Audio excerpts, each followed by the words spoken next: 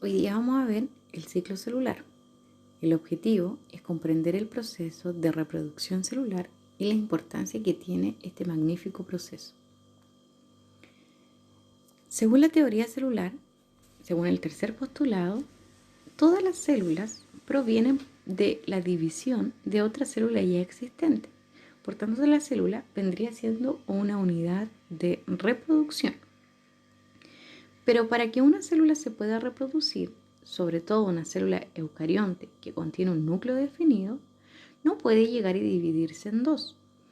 Antes de hacerlo, tiene que cumplir con una fase de preparación para la división correspondiente. A este conjunto de etapas que permiten la reproducción adecuada de la célula se le denomina el ciclo celular. Por tanto, todas las células tienen que tener un ciclo celular que les permita prepararse eficientemente para el proceso reproductivo de la célula. El ciclo celular consta con dos etapas. La interfase, que vendría siendo la fase de preparación para la división, y la fase M, que vendría siendo la fase de división, que en el caso de las células somáticas, las células de nuestro cuerpo, puede ser por mitosis, y en el caso de las células sexuales o germinativas puede ser por meiosis. Entonces, el ciclo celular tiene dos etapas: interfase o fase de preparación y fase M, que es la fase de división celular. La interfase, a su vez, la fase de preparación, consta de tres etapas: la fase G1, S y G2. Nos vamos a centrar en la fase G1, S y G2, que son las etapas de interfase. En la etapa G1, la célula aumenta su tamaño, dado que después deberá dividirse en dos, ¿cierto? Aumenta su tamaño y también aumenta algunas de sus estructuras. Se sintetizan algunas proteínas de importancia que van a regular el ciclo. En la interfase también existe una segunda etapa, que es la fase S o fase de síntesis. La fase de síntesis, aquí se produce la replicación del material genético. La replicación es la copia de la información genética, aumentando ahora en este caso al doble, para que al dividirse cada una de las células hijas quede con la información correspondiente. La siguiente fase es la fase G2.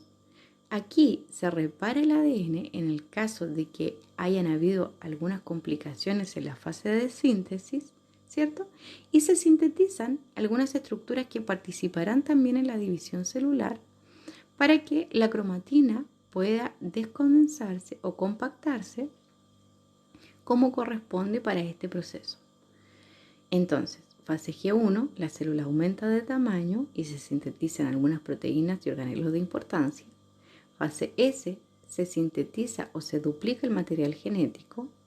Y la fase G2, ¿cierto? Si hay daños en el material genético, se reparan y se preparan todos los implementos necesarios para ya la fase de división. La fase de división, como dije anteriormente, puede ser por mitosis o puede ser por meiosis, y aquí se dividen las células hijas. Existen dentro del ciclo celular algunas etapas denominadas G0. Cuando la célula presenta algún inconveniente en alguna de estas etapas de importancia, la célula pasa a G0. Este es un estado de reparación, permitiendo que no haya errores en ninguna de las etapas de importancia. Por tanto, aquellas células que van a G0 están en fase de reparación. Si no se puede reparar, entonces la célula va a generar todo un mecanismo que permita la apoptosis o muerte celular programada. Bueno, ahí están las dos divisiones. La mitosis es la división en dos células hijas y la meiosis es la división en 4 células hijas, porque recordemos que son dos divisiones consecutivas. La mitosis es el proceso mediante el cual la célula se divide en dos células hijas que son idénticas a la madre. ¿Para qué proceso se utilizaba la mitosis? Para el crecimiento, la reparación de tejidos, la formación de tejidos embrionarios, etc. La finalidad de la mitosis es repartir el material genético equitativamente entre los dos núcleos que la conforman. La mitosis tenía 4 fases que permitían la división celular. Una vez que estábamos en interfase G1, S, G2, y donde se duplicaba la cantidad de información, pasaba a estados de profase, metafase, anafase y telofase, que era cuando ya se dividía en las 2 células hijas. La meiosis, en cambio, era un tipo muy especial de división celular cuya finalidad era reducir a la mitad la cantidad de información genética de la célula madre. Por tanto, para reducir a la mitad necesitaba, ¿cierto?, la división consecutiva. Son 2 divisiones consecutivas, ¿cierto?, que también constan de varias etapas que permiten también aumentar la variabilidad en respecto a la información que tienen estas células que van a hacer parte luego de los gametos, ¿sí? Quienes realizan meiosis son los espermatozoides y los ovocitos. Entre las diferencias generales de la mitosis y la meiosis es que la mitosis es conservativa, la información o número de cromosomas se mantiene. En cambio, la meiosis es reductiva, la información genética se reduce a la mitad para que los gametos, cuando se complementen uno con otro, generen el número total de la especie. La mitosis tiene solo una división, en cambio la meiosis son 2 divisiones consecutivas. La mitosis no hay apareamiento de los cromosomas homólogos, por tanto no hay recombinación genética. A diferencia de la meiosis, que hay un proceso de recombinación que aumenta la variabilidad genética. Los gametos son todos distintos unos con otros.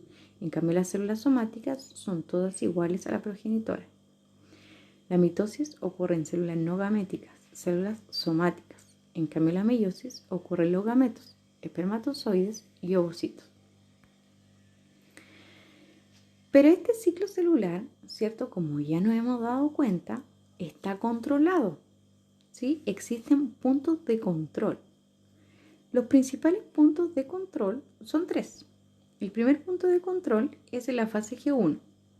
En G1, ¿cierto?, se verifica que el tamaño de la célula sea el adecuado y que las condiciones del medio sean las óptimas para que el ADN no presente daños o alteraciones al momento de la división, al momento de la duplicación del material genético. Aquí entonces lo que se corrobora es que si se cumplen o no estas condiciones. Si no se cumplen, pasa a fase G0 y allí se esperará hasta el momento oportuno, ¿cierto?, en que las condiciones sean favorables.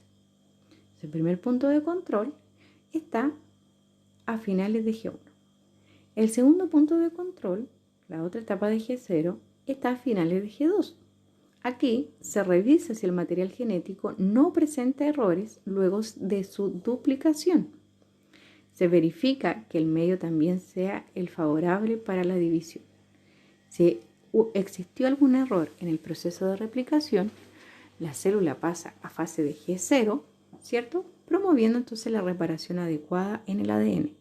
Si no hay una reparación adecuada, entonces la célula genera apoptosis.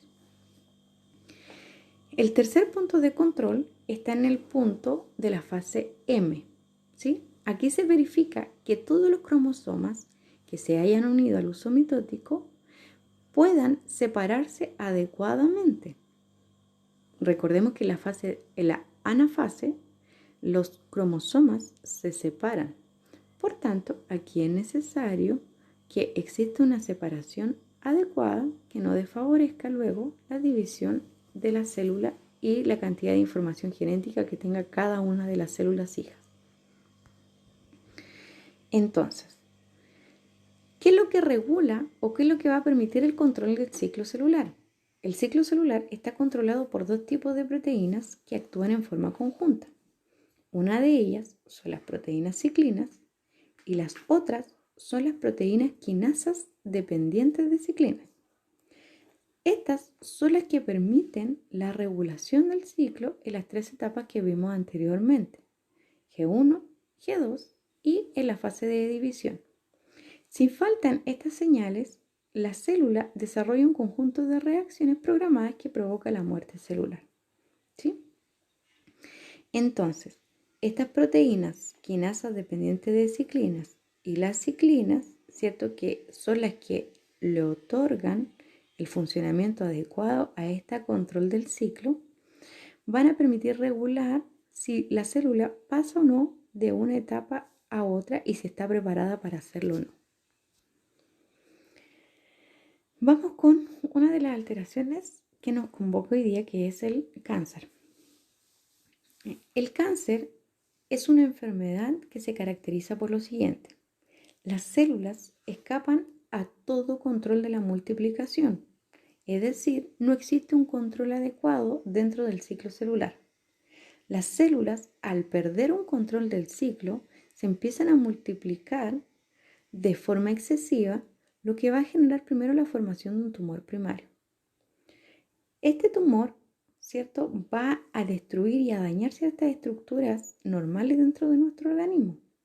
Ahora, si una de estas células del tumor que está descontrolada pasa a la sangre, se va a diseminar por todo el organismo, ¿cierto?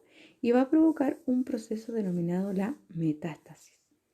Por tanto, cuando hay metástasis, es cuando la célula ha pasado a través del torrente sanguíneo e infecta a otras células de tejidos lejanos, provocando también esta alteración y este descontrol en su ciclo. Y ahí se genera entonces el cáncer. ¿Cuáles son las causas? Tenemos dos causas posibles para explicar el cáncer. Primero, los protooncogenes. Los protooncogenes son genes que tenemos en nuestro material genético y que codifican para proteínas como son las ciclinas y las quinasas dependientes de ciclinas, que como vimos anteriormente regulaban el ciclo celular. Si estos genes experimentan algunas mutaciones, se pueden transformar en oncogenes y esto ocasiona el aumento de la síntesis de estas proteínas, activando o aumentando la división de algunas células. Es aquí donde el ciclo se desregulariza. Otra de las causas pueden ser los genes supresores de tumores. Existen algunas proteínas como las P53 que inducen la apoptosis en caso de un daño severo. Los genes supresores de tumores codifican proteínas que regulan negativamente el ciclo celular y que se encargan de que la mitosis no continúe debido a que el proceso de replicación del ADN ha ocurrido en forma incorrecta. Entonces, la P53 induce la apoptosis.